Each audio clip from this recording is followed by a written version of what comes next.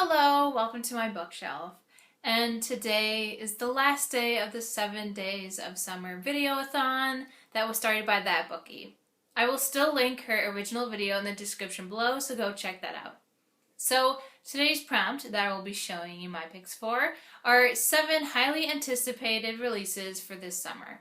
Now, I'm just going to admit right off the bat that I don't normally follow these kinds of things. I actually had to do some research on Goodreads to find out what books are coming out this summer because I'm just not familiar. I had never actually heard of any of these books until I did this video. So I don't know a whole lot about these books, but I will tell you what I do know about them. And one thing I noticed about all the books that I ended up choosing for this list is that all of them have somewhat dark themes to them, which seems kind of counterintuitive with the summer release, but I don't know what to say. I just like stories with dark premises, and those are the ones that stuck out to me. I'm sure that there's lots of very summery light reads out there, but those aren't the ones that jumped out to me when I was doing this research, so here we go. The first book on my list is The Midnight at the Bright Ideas Bookstore by Matthew Sullivan. Now, the premise behind this is that a bookshop patron commits suicide, and his favorite store clerk must unravel the puzzle that he left behind. And this one really jumped out to me because I feel like bookstores aren't something that is normally brought up in a story. I'm also just really curious what direction they're going to take this in. I mean, was it not really a suicide? Why is there a puzzle left behind? I have so many questions already. So it just sounded really interesting to me. Alright, the next one on my list is First We Were Four by Alexandria Sirowi. And this was definitely a unique one as well. A group of friends start this secret society that's devoted to mischief that rights wrongs and pays debts back. And this secret society gets noticed by other people, and people start wanting to join into the secret society. And so these 4 friends that started this secret society have to kind of figure out what to do from here and if their friendship can still last through all these trials. From my understanding, based on Goodreads, it is a story about friendship. So I am really curious to see how starting this secret society was supposed to help their friendship, and if it actually did or not, and just what comes of this whole thing. It's definitely a unique storyline, so I would definitely be intrigued to read that one this summer. The next one I have on my list is See What I Have Done by Sarah Schmidt. So it's a novel inspired by the Lizzie Borden murder case, and I personally haven't read too many books that are inspired by real life events. I tend to stick with straight up fiction or straight up nonfiction. I usually don't find books that blend the two. So I am really curious to see how this book does that, and I'm very curious how many liberties they take with the facts of the case. So it should be an interesting book, and on top of it, I really love the cover with the bird on it. I just think it's so cool. Okay, so the next book on my list is called The Darknet by Benjamin Percy. From my understanding, it's a techno thriller, and it involves the dark side of the internet. And I guess we follow 4 different people who end up on the Darknet, I'm assuming. I know that they're 4 very different people with very different reasons for being there. And again, I'm just really curious to see what direction they take this in.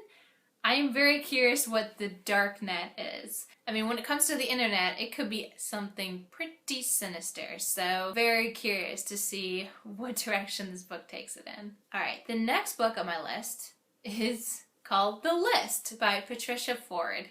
So this is a dystopian in which speech is constrained to 500 sanctioned words.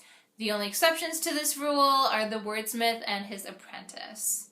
And they're the keepers of all language in this post-apocalyptic, neo-medieval world. So that description of the story kind of reminds me of The Giver, and I absolutely love The Giver. It's one of my favorite books. And so if it's anything like that, I'm going to really, really love this book. And I think, just like The Giver, that it is a book aimed for children, but it sounds like it's discussing some very interesting ideas, so I will be curious to read that. Alright, the next on my list is This Is Not the End by Chandler Baker. This is another interesting, I guess, dystopian, because in this society, this resurrection technology has been perfected, and so people are given like a second chance after they die. So everyone gets one resurrection to be used or forfeited before their 18th birthday. And again, I really don't understand the rules of this as of yet because I haven't read it, but it just sounds really interesting to me. And of course, I'm pretty sure the story follows someone who's about to turn 18 and has to make this decision. And I'm sure there will be some very unique circumstances in there as well, but it's just a really unique premise and definitely something that I would love to read. Okay, and so the last one on my list is probably the one that I am most excited about getting my hands on and actually probably buying. Whereas the other ones, I definitely want to read them all at some point, but I don't know if I would go out and buy them right away. I might have to rent them for the library and see if I like them enough to add them to my collection. Whereas this next one, I just think it would be cool just to have in general, no matter what. So the last book is Because You Love to Hate Me, 13 Tales of Villainy. Now, this book has a really cool premise. So it's a YA anthology, so each story is written by a different author, and they are all reimaginings of well-known fairy tales from the villain's point of view, which is just super cool in and of itself. But on top of that, these well-known YA authors such as Marissa Meyer, Nicola Yoon, Victoria Schwab, and Adam Silvera, including many others by the way, they actually teamed up with well-known booktubers, which is so cool. I mean, to think that someone who has a YouTube channel is able to not only talk about the books that they love and the authors they enjoy, but they actually get to work with them at some point and to help create a book. It's like Inception on BookTube. It's just so cool.